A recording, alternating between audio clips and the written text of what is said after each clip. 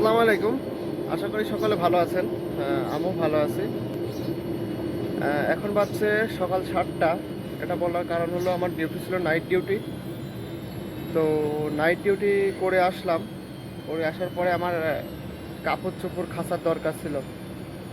তখন ওই একটাই চিন্তা, হয়তো যদি বাসায় থাকতাম, বাসায় থাকলে হয়তো আম্মায় খাইছে দিত, আর না হলে পরে বাড়িওয়ালায় খাইছে দিত। কিন্তু এখানে এসে তো খাঁচার লোক কেউ নাই।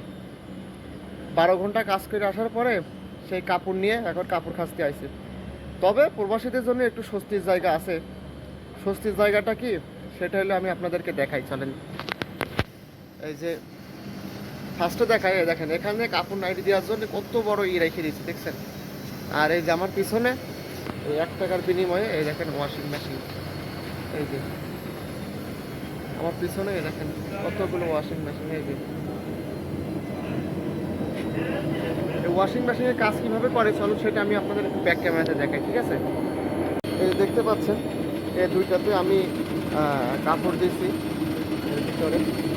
এই যে এখানে অনেকগুলো ওয়াশিং মেশিন। এই যে তো এর ফার্স্ট যে ক্রাইটেরিয়া, এই যে ঢাকনাটা, এই ঢাকনাটা খোলা লাগে। খোলার পরে এখানে কাপড় দেওয়া লাগে।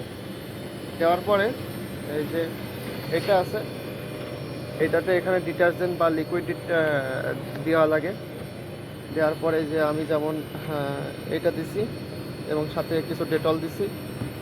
দেওয়ার পরে এই যে এখানে দেখতে পাচ্ছেন এই জায়গাটা, এই যে এই জায়গাটা 1 গ্রামের একটা কয়েন দিয়ে দিই আমরা। 1 গ্রামের একটা কয়েন দিয়ে দিলে পরে এখানে 25 মিনিটের জন্য এটা চালু হয়ে যায়। আপনার 25 মিনিটের ভিতরে এটা আপনার পুরা ওয়াশিং হয়ে শুকাই বাইর হয়। বেশ ভালো একটা, আমাদের জন্য খুব উপকারী একটা জিনিস। তো এইভাবে আমাদের কাপড় খাঁচাগুলো হয়ে থাকে প্রত্যেক সপ্তাহে। বেশ ভালো সুবিধা পাই, এক কাজে দুই কাজে হয়। ধন্যবাদ সকলকে।